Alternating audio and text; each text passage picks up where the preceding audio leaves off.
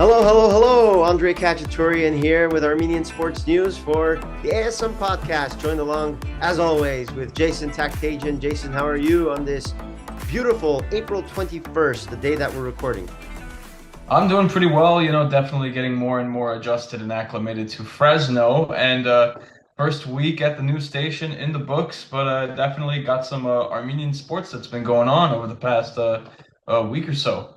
Absolutely. You are fresh off your trip to Las Vegas where you covered UFC 300, and that's what we're going to lead the show off this week. Arman Tsarukyan's huge split decision victory against Charles Oliveira in the major lightweight bout.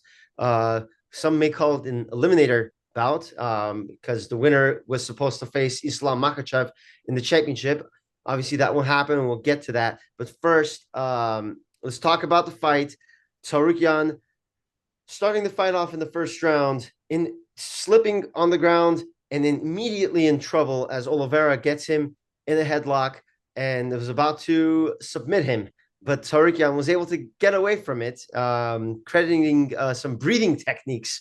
There's a documentary on YouTube about Tsarukyan's training process, and they showed that he was kind of preparing for a submission attempt like that by using breathing attempts to be able to hold his breath and kind of wiggle his way out of a submission. So that was the first threat he got, and then eventually, second round, he kind of dominated that round, and a lot of people thought he won. All the judges thought he won that round, and it came down to the third round, Jason. Yep, the third round, again, I still think Tsarukyan, had the edge. He was having the control, especially just statistically and the eye test. Tsarukyan passed everything except for, again, the submission attempts. That's where Oliveira had the advantage against Tsarukyan was all the submission attempts that he was putting Tsarukyan in. He put him in a headlock in the, last 20 or 30 seconds of Yes. the third round. Oliveira stuck his tongue out in celebration as well, thinking that he got him. The commentary team even thought that Tsarukyan was about to go lights out. But again, kind of what you said, Tsarukyan was preparing for this, and he was preparing to be put in these submissions because Oliveira is a submission specialist. He had 16 wins by submission in his career. So this is something that Tsarukyan game planned for, and Oliveira just couldn't keep up with Tsarukyan's ground and pound as well. Yeah, and you look at the judges. All three judges gave the first round to Oliveira. All three judges gave the second round to Tsarukyan. And then in the third round, one judge gave it to Oliveira, and the other two obviously gave it to Tsarukyan. So razor thin decision. When you look at the media scores on MMADecisions.com, there are, I'm gonna count this real fast: 1, 2, 3, 4, 5, 6, 7, 8, 9, 10, 11, 12, 13, 14, 15, 16, 17, 18, 19, 20, 21 of the media members scoring the fight on MMADecisions.com favored the fight for Tsarukyan, while the other 8 favored for Oliveira. So as close as the fight was, I don't think the final decision was controversial at all. I think a lot of the people saw the fight the same way, and then they thought that Tsarukyan won, and indeed he did. And after the fight, celebrating in Las Vegas and having the time of his life, and he was offered the lightweight championship fight against Islam Makhachev backstage. He decided to turn it down.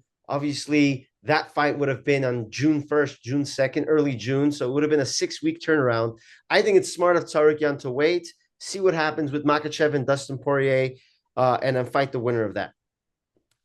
Yep, I agree with that too. I mean, that fight against Islam Makhachev or Poirier, essentially whoever wins that championship bout would be Tsarukyan's biggest fight, period. Yeah. And I think that he needs to be ready for that. It was a fight with Oliveira, even though Tsarukyan had the advantage. Oliveira did still get some damage in. And it's just, like you said, it's a 6, 7 week turnaround. Usually you want 9, maybe 10 weeks, sometimes even, More three, than four that. months, essentially, Especially to for a get big ready. title fight like this, you kind of want that build up as well. And I know Tsarukyan, leading up to this fight against Oliveira, he was trying to hype up the fight, have people, he tried to trash talk to Oliveira to try to help sell the fight. I could tell that Tsarukyan probably wants like a nice build up for his championship fight to kind of drum up interest and to help sell the fight as well. But he definitely won the hearts of many MMA fans. You look at his social media now, his Instagram, 1.1 million followers on Instagram now for Tsarukyan. So he's definitely a household name in the MMA community now, not just the Armenian community. So he's kind of rocketed himself up to this to the number one contender spot in the lightweight division. And he's been in MMA for a while now, and UFC for a while now as well. But he's only 27 years old, Jason. And when you look at this fight against Oliveira, we had Aaron Bronstetter on last week, on our last episode, who he previewed the fight, and he had an interesting stat that kind of made me realize. And by the way, shout out to Aaron Bronstetter. He called the fight perfectly. He said if Oliveira is going to win the fight, it's going to be the first 4 minutes. The longer the fight goes, the better it is for Tsarukyan. And that's exactly how the fight went. So shout out to Aaron Bronstetter, who predicted the fight. He scripted the fight. Maybe he had the script before the fight. But anyway, he brought up an interesting point. Oliveira, who's 34 years old, obviously 7 years older than Tsarukyan. The stat that he brought up was in 170-pound division and below, anytime a 35-year-old fighter fights someone younger, the younger fighter usually wins. I think it was the last 23 fights or something. That's what Aaron Bronstetter said.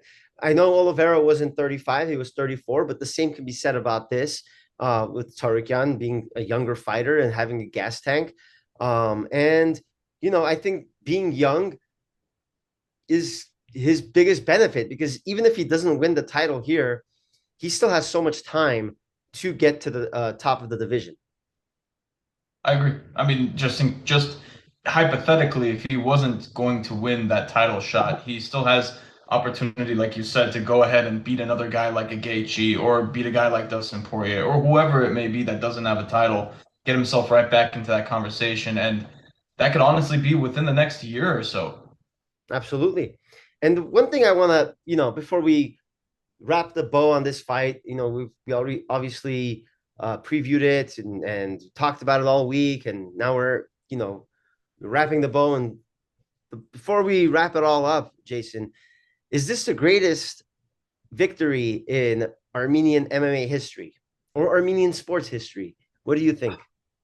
I don't know if it's that significant. It's definitely up there for Armenian UFC wins, that's for sure. When it comes to sports, maybe we can talk about that if he were to win the title specifically against Islam Makhachev because of the story. But also, Islam isn't only the lightweight champion, he's the pound for pound best fighter in the UFC. So that adds more weight to a win that Tsarukyan would get. Yes, the win against Oliveira, he's a former champion, it is great. He wins it via split decision, no finish. But at the end of the day, it's still significant. If he were to go win against Islam Makhachev, then we're talking about something that's extremely significant in Armenian sports history, I would say so. I think, well, we're not there yet. I agree with you. A win over Makhachev will be bigger than this, but I'm going to just bring a point. I think this is the most important win in Armenian sports history. I don't think we've seen a victory like this resonate with the Armenian community as much as this fight did, because it not only resonated with Armenians in Armenia, it also resonated with Armenians in the diaspora, Armenians all over the world. When we talk about Olympic gold medal victories, Artur Alexanian, that's up there obviously as well. But I don't think Alexanian resonates with the diaspora as much as Tsarukyan does. He doesn't speak English very well. Tsarukyan, he speaks English well. He's the UFC is a bigger sport than the Olympics is now. We're not living in 1975 anymore, where the Olympics was the biggest thing in the world. The UFC is number one right now, and it's bigger than boxing too. So that's why I think it's bigger than any boxing win in Armenian sports history. And you can talk about also like Andre Agassi, big wins, tennis grand slams, but I don't think he resonates with the Armenians in Armenia as much as like he resonates with the diaspora, maybe not so much with Armenians in Armenia. I think Tsarukyan captures Armenians all over the world, and that's why I think this is the biggest win in Armenian sports history. And we talk about the soccer team as well. I don't know. Has any does what Armenian soccer victory comes to close as this one? I don't think they haven't made the Euro Cup. They haven't made the European Championship. They haven't made the World Cup. Um, they haven't beat Turkey. I don't know. I just don't see it. It's not comparable. I think this is the biggest one. That's a fair argument. I still am not 100% sure if I can give it up, and that's just my personal Okay, then biases. what is the greatest Uh, Armenian win in sports history? It could be. I mean, as far as achievement, just one example I have is Ararat Armenia back in the 1970s when they made it to the quarterfinals of the UEFA Champions Oh League. my They used to call it goodness. the European Cup back The in the day, fact and that it I was didn't even know about that. yeah, it was against Bayern Munich, and that's one of the more legendary makeups of Armenian soccer. Like to this day, you ask some of the old heads, they're going to reference that Ararat Armenia Okay. side. And I think 1973. If anybody is listening, they want to correct me, go for it. But that team going up against Bayern Munich, that was one of the most And influential. they beat Bayern Munich? They didn't, but they made it to the quarterfinals of the Oh, court of the. okay. So they didn't even win. Yeah, I but think you the can also prerequisite to say be that the Tsarukyan hasn't won a championship yet. So no, so but that's once he gets there. no. The prerequisite to be the greatest Armenian win in Armenian sports history is you have to actually win first. Right. I said achievement. I said achievement. I'm talking about win, victory. And Fair enough. Fair enough. Tsarukyan won. He defeated Oliveira. And I think the reason why I think that it's the greatest win in Armenian sports history is because it resonated with Armenians in Armenia. It resonated with Armenians in the diaspora in America. And UFC is bigger than boxing now. So I don't think any boxing achievement comes close to this. So We can put a bow on that one. we'll TBD what happens going forward, but hey, at Absolutely. least so you think if he beats Makachev, it'll be the biggest in history. Okay, fine. I Maybe think so. I'm falling into recency bias, but whatever. Let's move on. It was a good debate. That was the first time we ever disagreed on anything on the ASN podcast. It's healthy. It's healthy. Yes, absolutely. So we talk about. I just took a dump on the Olympics, saying that it's not as important as it was 30, 40 years ago, but we're going to talk about the Olympics now. It's still a major achievement. I think the Olympics are important. I think it's a platform for Armenians to shine. I love the Olympics. I just think the UFC is bigger than the Olympics. If you want to argue with me, go ahead, come at me. But we're going to talk about the Olympics now. And the Armenians qualifying in the Olympics.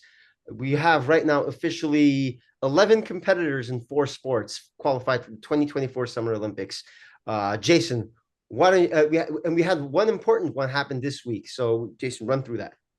Yeah, I mean, this week we found out the most recent athletes to qualify for Armenia, Vahagn Davtyan, in gymnastics, and he's joining Artur Davtyan, in that sort of a conversation as, Armenian athletic gymnastic athletes that are going to Paris. And if I just look at it real quick, he did score a 14.833 in the still rings final in Doha, winning that gold medal. And based on the points that he accumulated throughout the series, because they were in Cairo, Cottbus, obviously the third round being in Baku, they weren't able to compete. But the final round, they were able to, Davtyan was able to get gold in Doha and qualify. And it's like a total point tally. He had 75 points. The second person to qualify also had 75 points. It was a representative from France. And just missing out was a representative of Azerbaijan who had 73 points. That's awesome. Just so he was able to, avenge that. Even though he wasn't able to compete in Baku, he still had enough points to just basically top everyone in still rings and represent Armenia come this summer. Yeah, and we talked about that during the Baku event, the Baku World Cup event, how he wasn't able to participate there, and that hurt his chances to qualify for the Olympics. But it's really good to see that he came out and did everything he needed to do. It was in the rings, correct? Yeah. And so yeah, he qualified for the Olympics. And how it works in gymnastics is even though you qualify using a certain discipline, like Artur Davtyan qualified in the vault through the vault, and Vahagn Davtyan qualified through the rings. But they will both be participating in the all around event, which is all the apparatus. There's 6 of them, I think, in the men's competition. So Obviously, most likely they will score highest in the ones that they specialize in, and they'll compete for a medal in that. So, and I think both of them have a very good chance to medal. So, that's two of them in the gymnastics, and there's 9 other athletes. One of them in shooting, Elmira Karapetyan. She was, I think, the first Armenian to qualify for the Olympics. She'll be competing in the women's 10-meter air pistol. We're gonna have to brush up on our shooting knowledge, Jason, because I don't know much about shooting, but this is Elmira's second Olympics.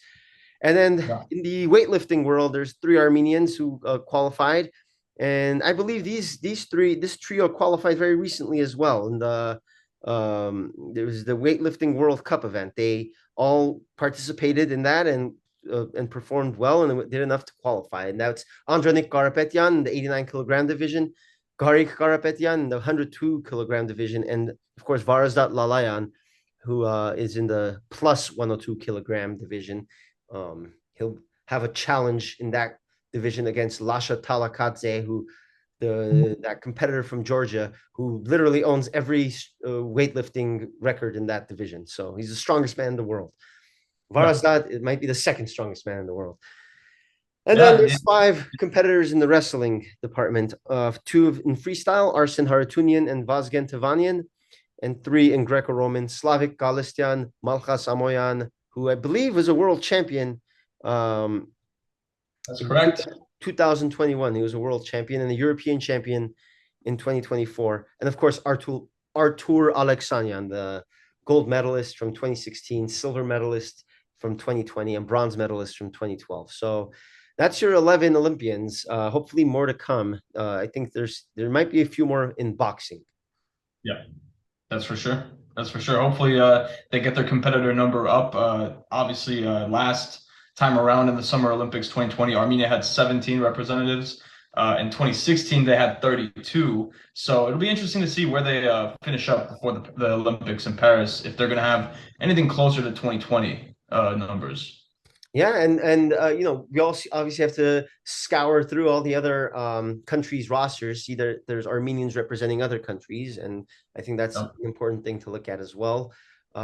We know, just off the top of my head, Australia's basketball coach, he's Armenian, and also USA's women's water polo coach is Armenian. So that's just a couple examples out there. So anyway. It's that time of week, Jason, where we each pick an athlete and we highlight their achievements for the week. So, Jason, you start. Yeah, the athlete that I wanted to pick was actually who I was just mentioning, was Vahagn Davtyan. And just, it's really important to highlight just what he was able to do, especially since he wasn't able to compete in all 4 World Cup artistic gymnastics World Cup series, situations because of obviously safety concerns. Armenia's willingness to opt out of competing in Baku, rightfully so. Again, the guy in total collects a silver medal, a bronze medal, and a gold medal, basically getting every single medal while he was in the 2024 FIG Artistic Gymnastics World Cup. And again, collecting 75 points, and in fine margins, he was able to, qualify for the Olympics. If he got a silver medal in his last competition, he wasn't going to be able to go through to Paris. If it was a silver in Doha, he wouldn't have had enough points, when it was all said and done. But he was able to overcome the odds, and become the second Armenian to represent the nation in gymnastics. And that's definitely a clutch performance there by Vahagn Davtyan. My athlete of the week is another Olympian. We kind of touched upon her just now, Elmira Karapetyan. She won a gold medal in an event in Brazil this past week in the ISSF Final Olympic Qualification Championship. Gold medal in the 10-meter air pistol women's competition, which is what she will be competing in the Olympics. Total score of 240.7.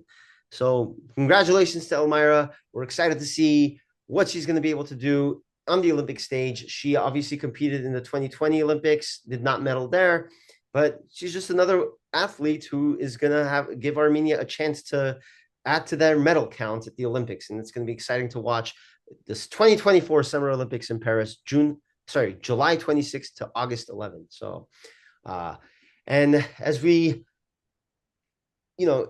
go obviously that's far away. It's in July, but we also have some big Armenian events coming up this week and next. And Jason, we're going to talk about what's on tap.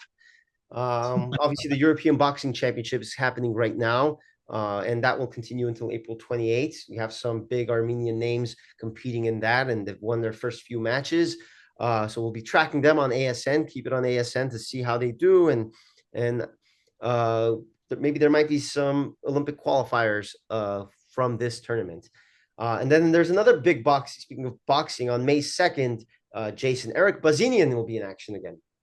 That's correct. Undefeated Eric Bazinian. He's going to be taking on Shaquille Finn May 2nd. That fight was actually supposed to happen earlier this month in April, but Bazinian had what was reported as sinus infection. So they were able to push this title fight back because Bazinian is the defending NABF super middleweight title holder, and Shaquille Finn is just, I believe, the 6th or 7th opponent that he's going to be facing in a title defense. So that's coming up, and that's going to be big to see if Bazinian can stay undefeated and continue to march forward in the world of boxing. And that is on May 2nd.